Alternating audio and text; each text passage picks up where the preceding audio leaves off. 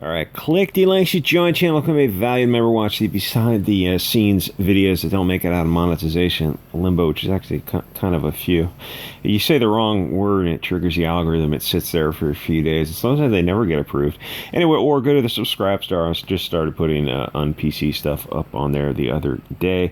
So steal a culture, then you complain to social media about that people are rightfully calling you a thief. And at first I wouldn't have blamed the actor. It's you're actor in Hollywood, just go get that paycheck. It's not that people understand the lower level. We understand that they're the puppets and not the puppet masters who are pulling the strings on this. And don't get me wrong, the puppet masters at Disney are outright evil people.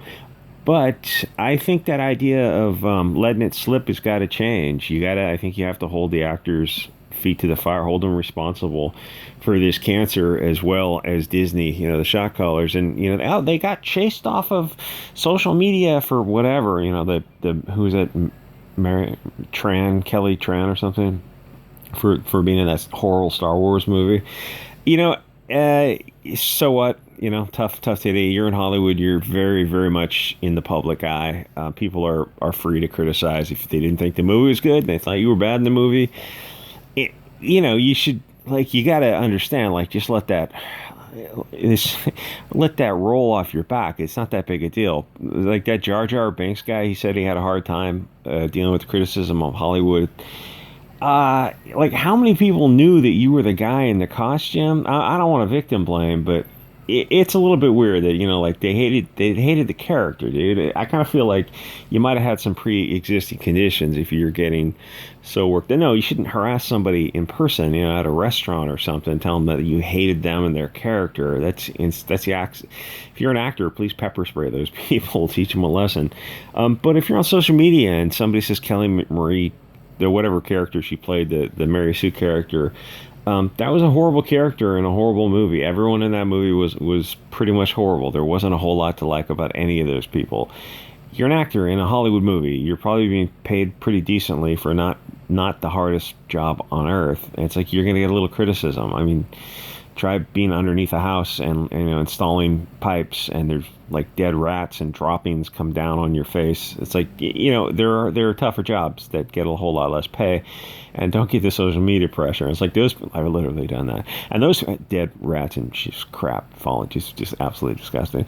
And those people still get a hard time. It's yelled at. It's like they don't nearly get the reward that you get in Hollywood. At some point, you're going to have to laugh off being in Hollywood.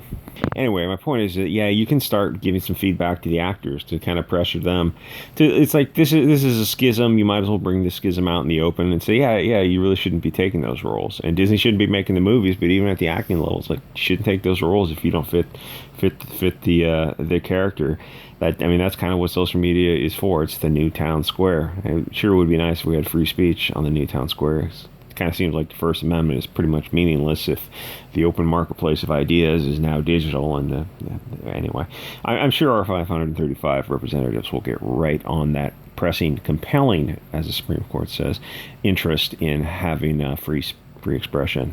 I'm sure any day now those our representatives who are paid so very well and have all the benefits in the world.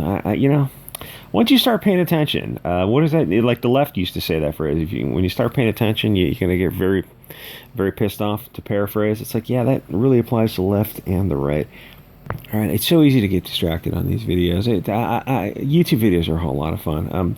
It's more challenging to make YouTube videos than it is Odyssey and Bit Chute videos, because there is you have to. It's like Mystery Science Theater back in the '90s when those guys were cracking jokes.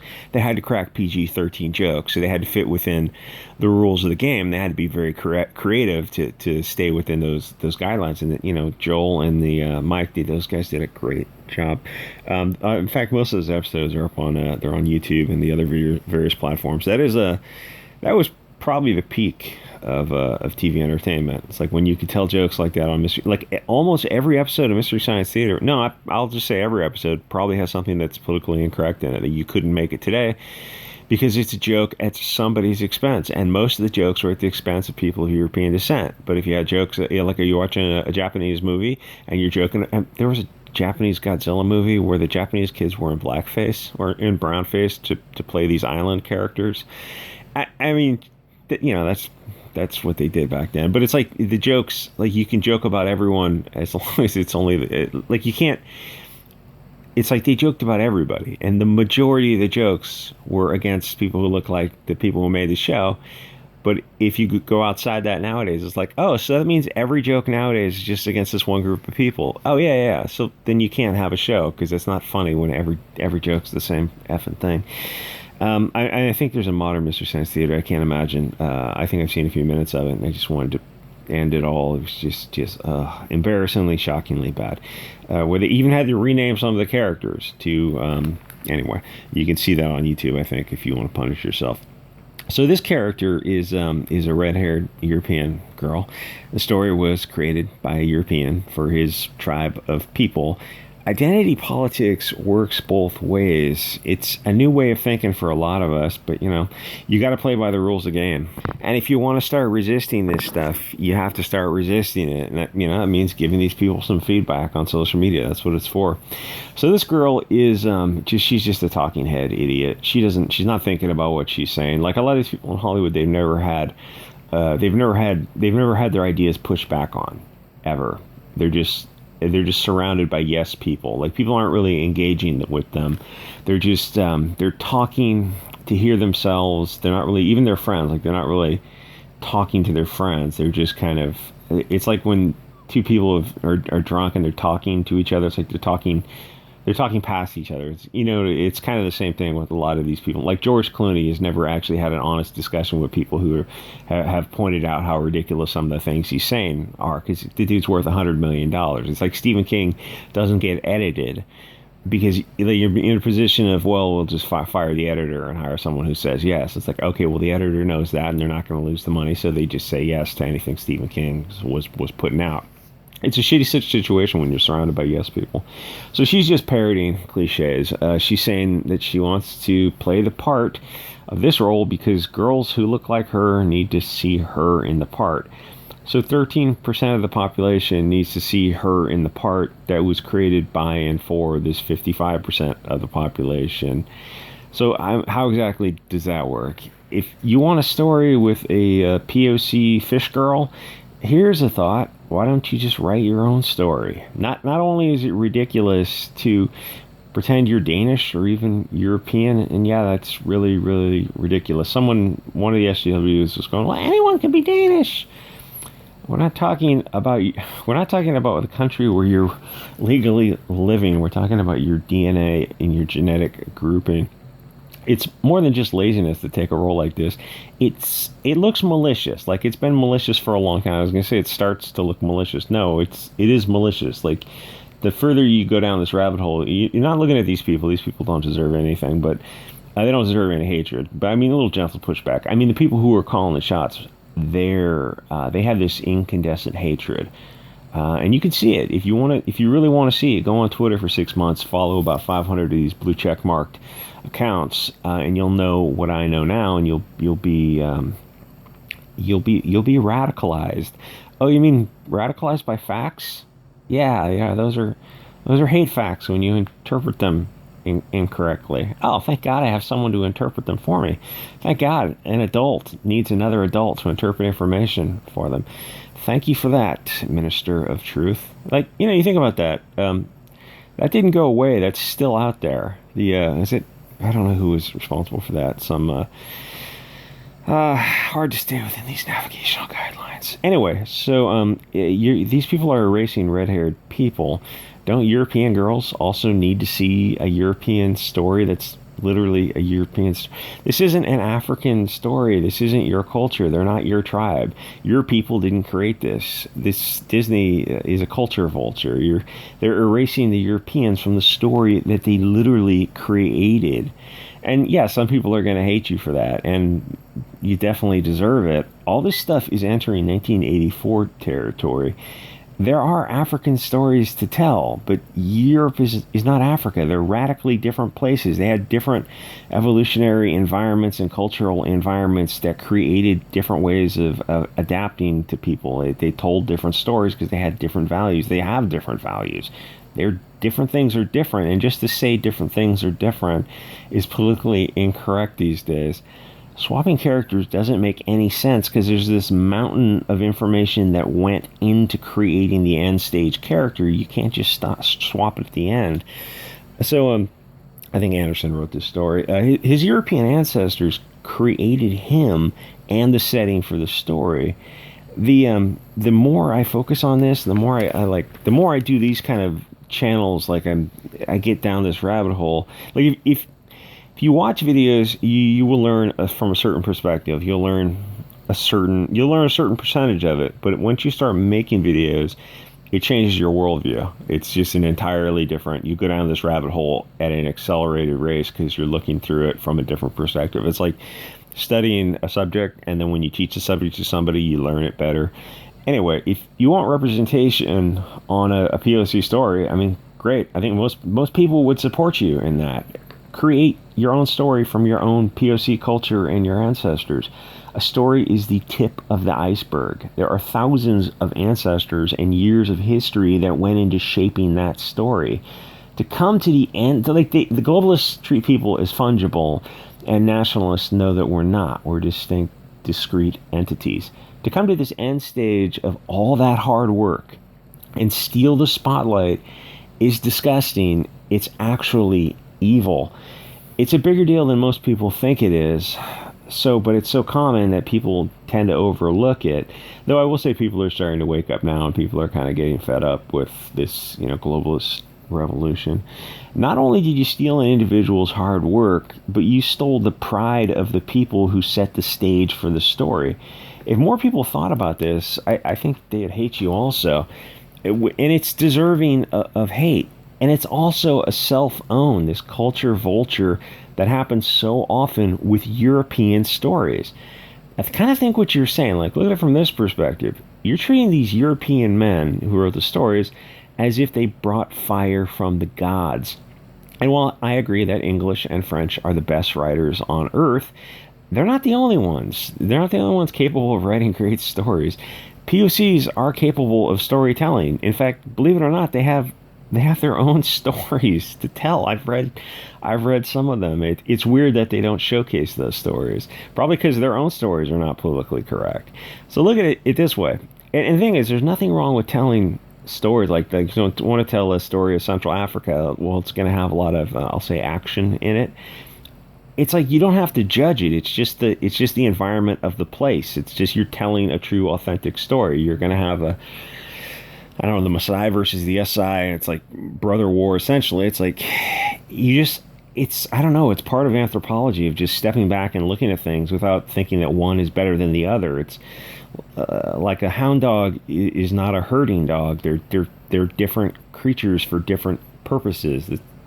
Is one better than the other? No, they're just different. And SGWs think when you compare these hound dogs and shepherds, they think, oh, automatically the hound dog's the better dog. Because it's like, no, they're just different. It's a nonsensical argument to say one is better than the other. But in their minds, they're projecting their own perceived superiority because they legitimately do think they're better than other people. It's like, you might be better for this environment, but you're certainly not better for a different environment. If you're bred to track scents, then you're not the same dog. Like an air scent dog is not the same dog as a ground scent dog. It's not the same dog as a shepherd. It's not the same dog as a terrier. They're all different creatures for different purposes.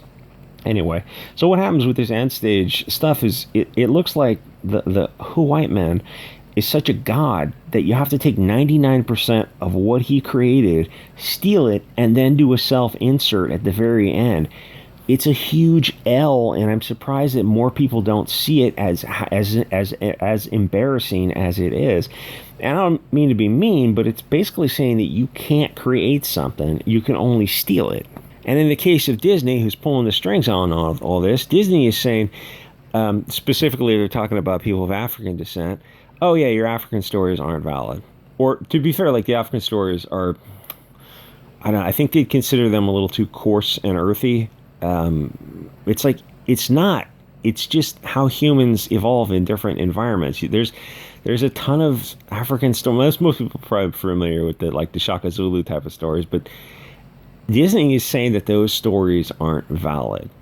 So they're taking, I don't know where this guy Hans Christian Andersen is from, Denmark, Northern European stories. They're taking these stories and saying, "Oh, these are the valid stories for this culture." It's like, and specifically, there's a ton of now with the Latin American population is growing so fast. There's a ton of Central American stories and Mexican stories, Mazitos, and mixed with the European stories before European stuff and after European stuff. It's like there's those stories to tell.